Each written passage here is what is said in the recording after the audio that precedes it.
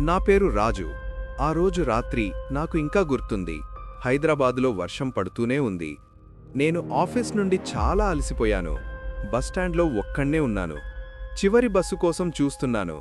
Time రాత్రి 11 దాటింది. మామూలుగా అయితే ఈ టైంలో బస్సులంతగా ఉండవు. అప్పుడే దూరంగా ఒక బస్సు లైట్లు కనిపించాయి. ఆహా, చివరి బస్సు దొరికింది అనుకున్నాను సంతోషంగా. కానీ అది దగ్గర పడుతుండగా ఏదో తేడా అనిపించింది. బస్సు పాతబడినట్టుంది.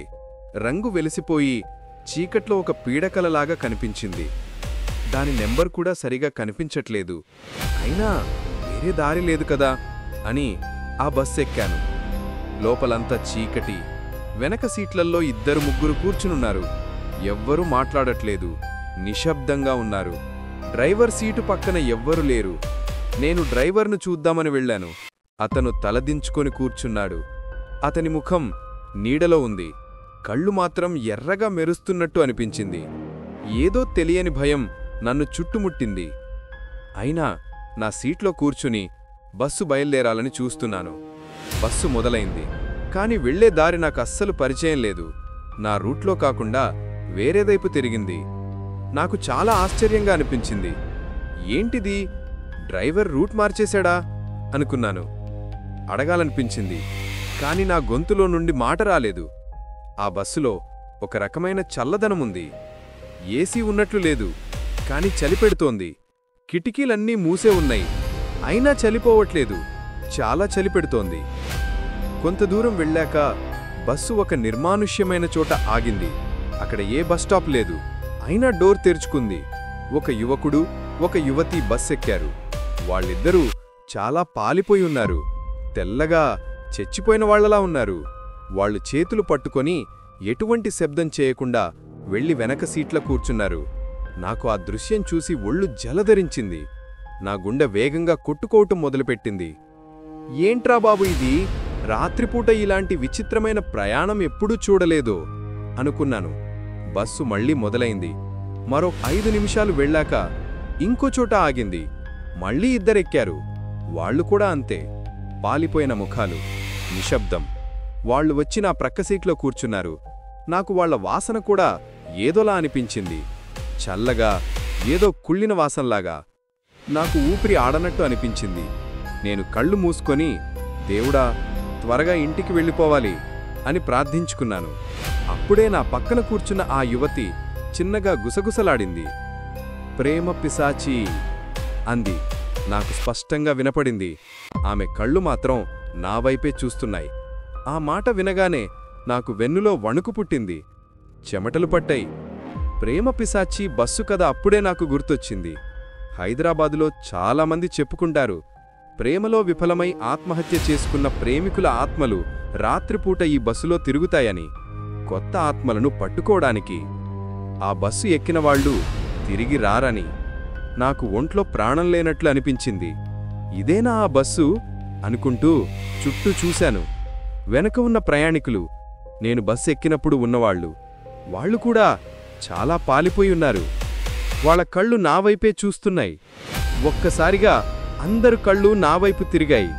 ఆ కళ్లల్లో ప్రాణం లేదు, కేవలం శూన్యం. నాకు నమ్మబుద్ధి కాలేదు. ఇది నిజమా, కలా అని. నేను వెంటనే లేచి డోర్ తెరిచే ప్రయత్నం చేశాను. కాని డోర్లు లోపల నుండి లాక్ చేశారు. నేను ఎంత లాగినా రాలేదు. వదిలేయండి, నన్ను వదిలేయండి అని అరిచాను.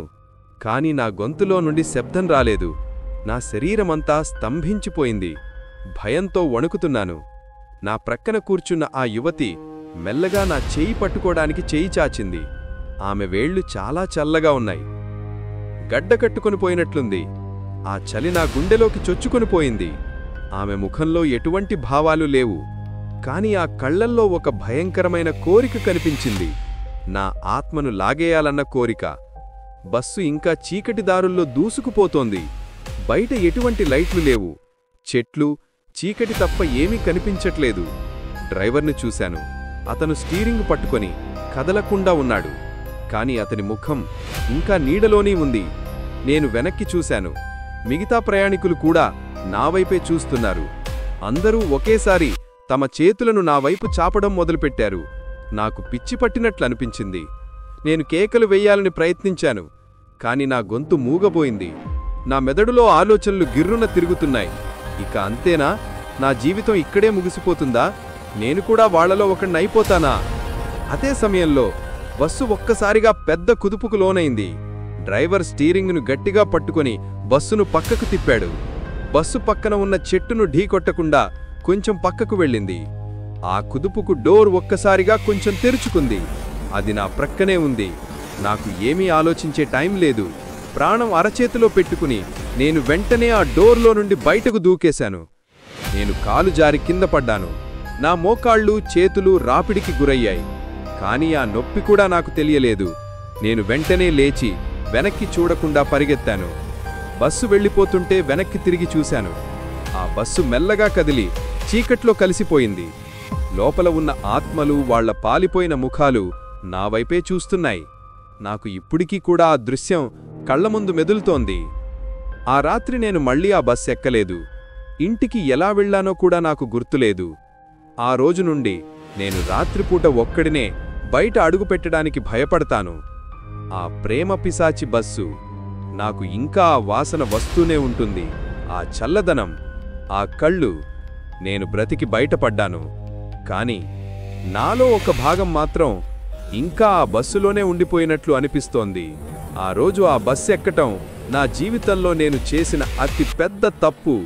దాన్ని నేను ఎప్పటికీ మర్చిపోలేను.